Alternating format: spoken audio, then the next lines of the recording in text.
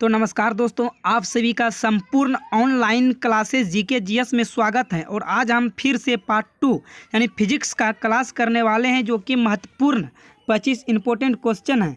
तो सबसे पहले क्वेश्चन पे चलते हैं। तो सबसे पहला क्वेश्चन आपका है, जब बर्फ के दोनों घनों यानी क्यूब को एक दूसरे के ऊपर दबाया जाता है, वे जुड़कर एक घन बन जाते हैं। इसका कारण है, जब बर्फ के दो घन आपस में एक दूसरे के ऊपर दबाया जाता है तो जुड़कर एक घन बन जाते हैं। तो किसके कारण ये एक मिलकर घन बन जाते हैं? तो आपका राइट आंसर हो जाएगा दोस्तों, हाइड्रोजन आबंध रचना के कारण मिलकर ये एक घन बन जाते हैं। तो नेक्स्ट क्वेश्चन कर लेते हैं दोस्तों।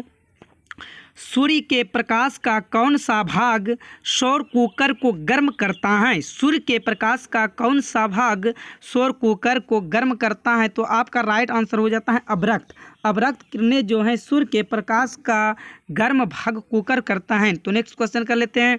यदि किसी कण का वेग समय ग्राफ y = mt+v द्वारा निरूपित हो तो कण चल रहा होगा। तो आपका राइट आंसर हो जाता है दोस्तों, एक समान त्वरण के साथ यदि ग्राफ y = mt+v होता है तो ये एक समान त्वरण के साथ चल रहा होता।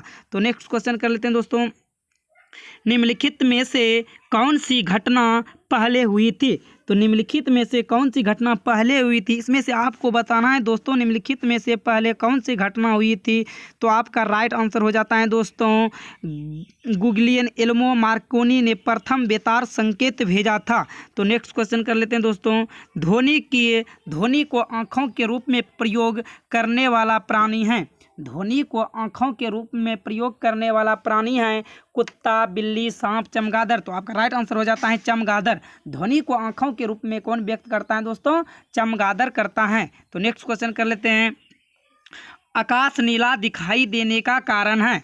आकाश जो नीला दिखाई देता है किसके कारण? वायुमंडलीय जलवाष्प के कारण, या प्रकाश का परिकर्णन, समुद्री जल पर परावर्तन, सूर्य द्वारा नीले तरंगदैर्घ्य का उत्सर्जन। तो आपका राइट आंसर हो जाता है प्रकाश के परिकर्णन के कारण आकाश नीला दिखाई देता है। तो नेक्स्ट क्वेश्चन कर लेते हैं। डायनेमो किस प्रकार की ऊर्जा को रूपांतर करने का एक साधन है? तो डायनेमो जो कार्य ऊर्जा करने का रूपांतर का एक साधन है। आपका राइट आंसर हो जाता है यांत्रिक ऊर्जा को विद्युत ऊर्जा में परिवर्तित करना। आंतरिक ऊर्जा को विद्युत ऊर्जा में परिवर्तित करना। तो आज का नेक्स्ट क्वेश्चन हो जाता है, घड़ी में क्वार्ट्ज क्रिस्टल का काम किस पर आधारित है? घड़ी में क्वार्ट्ज जो क्रिस्टल का काम होता है वो किस पर आधारित चलता है घड़ी?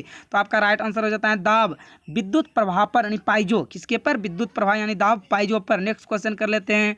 ऐसा क्यों लगता है कि खुले में बड़ी आग का तेज पवन भड़का रही है?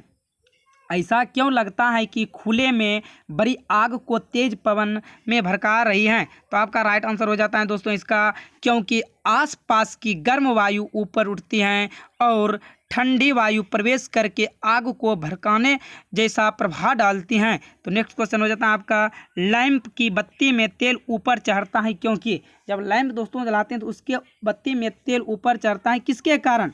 तेल बहुत हल्का होता है, बत्ती में से तेल का विसरण होता है, पृष्ठीय तनाव परिघटना के कारण, कोशिकीय क्रिया परिघटना के कारण। तो आपका इसका राइट आंसर हो जाता है दोस्तों, कोशिकीय क्रिया परिघटना के कारण बत्ती के लैंप में तेल ऊपर चढ़ता है। तो नेक्स्ट क्वेश्चन कर लेते हैं। वायुमंडल में परावैंगनिक किरणों का अवशोषण कौन करता है? वायुमंडल में परावैंगनिक किरणों का अवशोषण कौन करता है? तो इसका राइट आंसर हो जाता है आपका दोस्तों ओजोन। कौन करता है? ओजोन। नेक्स्ट क्वेश्चन कर लेते हैं दोस्तों। निम्नलिखित में से किसमें निम्न तापी इंजनों का प्रयोग किया जाता है? तो आपका राइट आंसर हो जाता है रॉकेट जो है निम्न तापी इंजनों का प्रयोग किया जाता है। अगला क्वेश्चन, भूतुल्यकालिक कक्षा में संचार उपग्रह स्थापित करने की संभावना सबसे पहले किसने व्यक्त की थी? तो आपका राइट आंसर हो जाता है दोस्तों, यह क्या था? आर्थर सी क्लार्क ने। नेक्स्ट क्वेश्चन कर लेते हैं। चांद पर आदमी को ले जाने वाले स्पेस शटल का क्या नाम था? चांद पर आदमी को ले जाने वाले स्पेस शटल का नाम क्या था? तो राइट आंसर हो जाता है दोस्तों ओपोल। क्या है? ओपोल। तो दोस्तों एक क्वेश्चन है आप सभी के लिए सरप्राइज, तो बताना चांद पर सबसे पहले व्यक्ति कौन पहुंचा था, उसका नाम क्या था? आप सभी इसका जवाब कमेंट बॉक्स में देना है। तो चलिए नेक्स्ट क्वेश्चन कर लेते हैं दोस्तों। सूर्य द्वारा उत्सर्जित ऊर्जा का कारण है। तो सूर्य द्वारा जो उत्सर्जित ऊर्जा होता है यह है नाभिकीय संलयन द्वारा।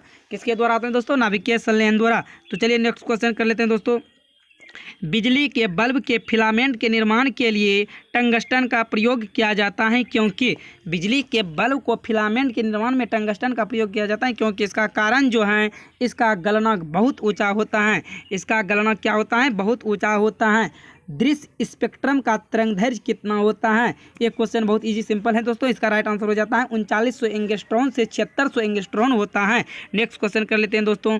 रेडार के आविष्कारक कौन थे? रेडार के आविष्कारक थे, आपका राइट आंसर हो जाता है H टेलर लियो सी यंग। तो आपका राइट आंसर ये हो जाता है। नेक्स्ट क्वेश्चन कर लेते हैं। प्रकाश का वेग सबसे पहले किसने मापा था? तो बताना है दोस्तों, प्रकाश का वेग सबसे पहले किसने मापा था? तो इसका आंसर आप सभी दोस्तों दीजिएगा कमेंट बॉक्स में। तो चलते हैं नेक्स्ट क्वेश्चन की तरफ। इसका आंसर राइट क्या हो जाएगा कमेंट बॉक्स में दे दीजिएगा। तो नेक्स्ट क्वेश्चन करते हैं। किसी वाहन के गुजरने पर टीवी का विकिरण रिस्पेशन यानी खराब हो जाता है, इसका कारण है, ये हो जाएगा संपर्क प्लग विद्युत चुंबकीय विक्षोभ पैदा करता है जो कि टीवी परिवर्तन के कारण खराब हो जाता है। नेक्स्ट क्वेश्चन कर लेते हैं। चुंबक बनाने के लिए निम्नलिखित में से कौन सी मिश्र धातु का प्रयोग किया जाता है? तो आपका राइट आंसर हो जाता है एल्निको जो है आपके चुंबक बनाने के लिए काम करता है। नेक्स्ट क्वेश्चन कर लेते हैं।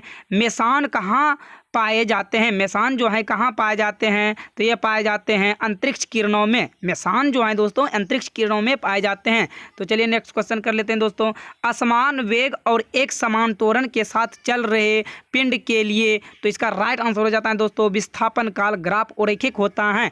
तो चलिए नेक्स्ट क्वेश्चन कर लेते हैं दोस्तों। और यहाँ लेवाट नियम किससे संबंधित है? लेवाट नियम जो संबंधित है, ये आपका राइट आंसर हो जाता है प्रदीप्त से लेवाट नियम संबंधित है। और आज का क्वेश्चन दोस्तों लास्ट क्वेश्चन है। यदि आप चैनल पे पहली बार हैं तो चैनल को सब्सक्राइब कर लेना है, बेल आइकन को दबा देना है ताकि कोई भी वीडियो अपलोड करें तो आपके पास सबसे पहले नोटिफिकेशन पहुंचे और सबसे पहले आप उस वीडियो को देख सके। और बिल्कुल फ्री वीडियो है, अपने दोस्तों के साथ भी शेयर कीजिएगा दोस्तों, क्योंकि एक वीडियो बनाने में बहुत मेहनत लगता है और एक लाइक हमें बहुत मोटिवेशन करता है। तो दोस्तों आपका आज का लास्ट क्वेश्चन देख लेते हैं। चलिए, निम्नलिखित में से कौन सा नियम इस कथन को वैध ठहराता है कि द्रव का न सृजन किया जा सकता है न निवेश? तो इसका राइट आंसर हो जाता है द्रव्यमान संरक्षण का नियम। द्रव्यमान संरक्षण का नियम। यदि दोस्तों आप चैनल पे नए हैं तो चैनल को सब्सक्राइब कर लीजिएगा और दोस्तों के साथ बिल्कुल फ्री वीडियो है, जितना शेयर कर सकते हैं दोस्तों आप अपने दोस्तों के साथ भी शेयर करते रहिएगा। तो धन्यवाद दोस्तों। आज के वीडियो में बस 25 क्वेश्चन बताएं तो इतने ही रहने देते हैं। तो चलते हैं फिर नेक्स्ट पार्ट